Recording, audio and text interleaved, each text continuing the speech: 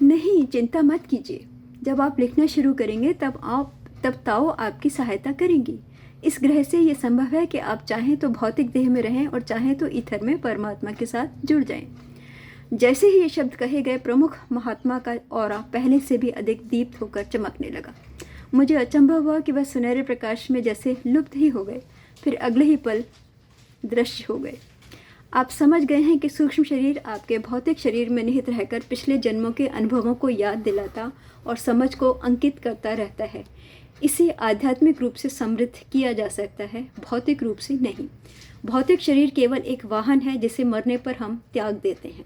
मैं विस्तार से समझाऊंगा क्योंकि मैं देख रहा हूँ कि अधिकतर मामले आपको भ्रमित कर रहे हैं। मेरा अभिप्राय है कि हम में से कुछ लोग, जिनमें हमारे ग्रह के सभी लोग शामिल हैं, अपनी इच्छा शक्ति से अपने शरीर की कोशिकाओं को पुनर्जीवित कर सकते हैं। आप पहले ही देख चुके हैं कि हम सभी लोग लगभग एक ही आयु के दिखते हैं। हम लोग इस गैलेक्सी के 3 सबसे अधिक विकसित ग्रहों में से एक हैं। हम में से कुछ लोग महज ईथर से सीधे जुड़ सकते हैं, इसलिए इस ग्रह पर हम पूर्णता के निकट की अवस्था पर पहुंच चुके हैं, भौतिक और आध्यात्मिक दोनों प्रकार से। लेकिन हमें अपनी भूमिका निभानी है, जैसा कि ब्रह्मांड के सभी जीव करते हैं। सच तो यह है कि प्रत्येक की एक नन्हे से कंकड़ की भी अपनी भूमिका है। हमारी भूमिका एक उन्नत ग्रह का होने के कारण मार्गदर्शन करने की है, आध्यात्मिक उन्नति में सहायता और कभी कभी भौतिक स्तर पर भी। तकनीकी रूप से सबसे अधिक उन्नत होने के कारण हम भौतिक सहयोग देने की स्थिति में हैं। सच तो यह है कि यदि एक पिता स्वयं वयोवृद्ध, अधिक शिक्षित और कूटनीति में अधिक कुशल नहीं होगा तो अपनी संतान को आध्यात्मिक मार्गदर्शन कैसे देगा। अगर संतान को भौतिक दंड की ज़रूरत हो, तो जो दुर्भाग्यवश कभी कभी होती है, तो क्या यह महत्वपूर्ण नहीं है कि अभिभावक संतान से भौतिक रूप से अधिक शक्तिशाली हों। कुछ वयस्क जो सुनने के लिए तैयार नहीं होते और बिल्कुल ज़िद्दी होते हैं, उन्हें भी भौतिक तरीके से सुधारना पड़ता है। मिशेल, आप पृथ्वी से आए हैं, जिसे कभी कभी प्लैनेट ऑफ सॉरो यानी दुख का घर भी कहा जाता है। सच में ये नाम उचित है, लेकिन ये एक तरीका है किसी विशेष कारण से। इसका उद्देश्य एक विशेष प्रकार का सीखने का माहौल उपलब्ध करवाना है। वहाँ जीवन इसलिए इतना कठिन नहीं है कि आपको हस्तक्षेप करना पड़े। आप प्रकृति के विपरीत नहीं जा सकते। उसे विनाश करते हुए जो सृजनकर्ता ने संरक्षण करने के लिए दिया है, यानी इकोलॉजिकल सिस्टम से छेड़छाड़, जो बहुत कुशलता से बनाया गया है। कुछ देश जैसे कि ऑस्ट्रेलिया, जहाँ से आप आए हैं, इकोलॉजी के प्रति बहुत सम्मान देने लगे हैं और ये सही दिशा में लिया गया पहला उचित कदम है। लेकिन उस देश में भी प्रदूषण, पानी और हवा दोनों का क्या होगा? जो सबसे अधिक प्रकार का प्रदूषण है, उसका क्या? शोर।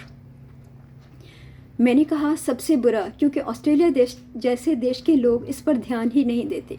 किसी से पूछे कि क्या ट्रैफिक का शोर उसे परेशान करता है, और उसका उत्तर आपको हैरान कर देगा। 85% कहेंगे, कौन सा शोर? आप किसकी बात कर रहे हैं? ओह, वो शोर, हम तो उसके अभ्यस्त हो चुके हैं। और संक्षेप में यही है कि उनका अभ्यस्त होना ही खतरा है। उसी समय थाओरा, जिस नाम से उस महान व्यक्ति को पुकारा जाता था, उन्होंने इशारा किया और मैंने मुड़कर देखा। वो एक प्रश्न का उत्तर दे रहे थे जो मैंने मानसिक रूप से पूछा था।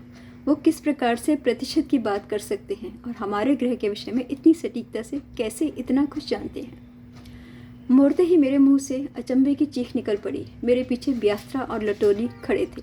यह हैरानी की बात नहीं थी, लेकिन जिन मित्रों को मैं लंबाई में 310 और 280 सेंटीमीटर का जानता था, वे अब मेरे ही जितने आकार के हो गए थे। मेरा मुंह हैरानी से खुला का खुला ही रहता, क्योंकि थाओरा मुस्कुरा रहे थे। क्या आप समझ सकते हैं कि कभी कभी आजकल अक्सर हम में से कुछ लोग जाकर पृथ्वी पर आप लोगों के साथ रहते हैं, और इसी में आपके प्रश्न का उत्तर निहित है। शोर के महत्वपूर्ण विषय पर बात करते हैं। ये इतना बड़ा खतरा है कि अगर कुछ नहीं किया गया तो सर्वनाश होकर रहेगा। उदाहरण के लिए डिस्को थिप को लीजिए। जो लोग वहाँ बज रहे संगीत को सुनते हैं, जो साधारण स्तर से 3 गुना अधिक होता है, वे अपने मस्तिष्क, भौतिक शरीर और सूक्ष्म शरीरों को बेहद खतरनाक तरंगों से प्रभावित करते हैं। अगर वे इस नुकसान को देख सकते तो वे डिस्को थिप को उससे भी जल्दी छोड़ देते जितना वहाँ आग लगने पर छोड़ते।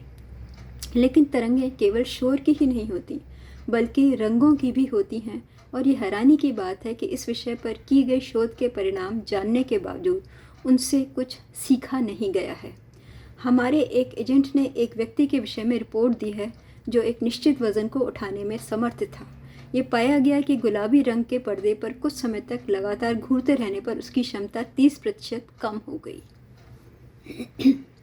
आपकी सभ्यता इस प्रकार के प्रयोगों पर ध्यान ही नहीं देती। वास्तव में रंग मनुष्य के व्यवहार पर बहुत प्रभाव डाल सकते हैं, पर इस प्रभाव पर नियंत्रण पाने के लिए ज़रूरी है कि व्यक्ति के ऑरा को ध्यान में रखा जाए। उदाहरण के लिए, यदि आप अपने शयन कक्ष को उन रंगों से पेंट करना या वॉलपेपर लगाना चाहते हैं जो आपके लिए उपयुक्त हैं, तो आपको अपने ऑरा के मुख्य बिंदुओं के रंगों की जानकारी होनी चाहिए। अपने ऑरा के रंग के साथ अपनी दीवारों का रंग मिलाने से आप अपने स्वास्थ्य को बेहतर कर सकते हैं और स्वास्थ्य को अच्छा बनाए रख सकते हैं, क्योंकि नींद की अवस्था पर अपना प्रभाव डालने के कारण इन रंगों से निकलने वाली तरंगें आपके मानसिक संतुलन को बनाए रखने के लिए ज़रूरी हैं। मैं सोच रहा था कि किस प्रकार ये उम्मीद की जा सकती थी कि हम ऑरा के रंगों का प्रयोग करते, जबकि पृथ्वी पर हम ऑरा को देख ही नहीं पाते।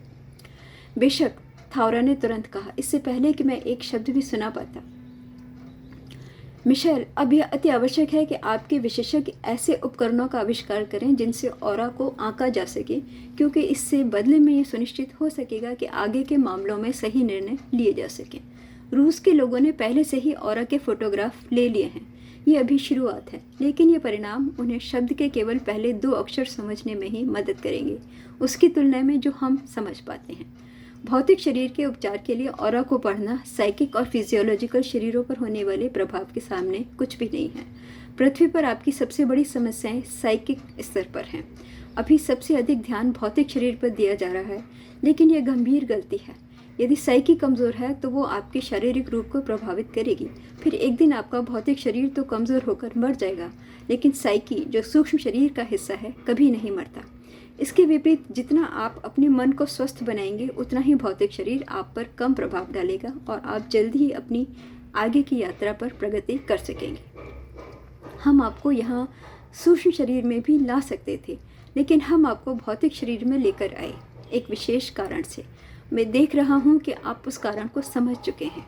हमें इससे खुशी है और हमारा सहयोग करने के लिए हम आपको धन्यवाद देते हैं।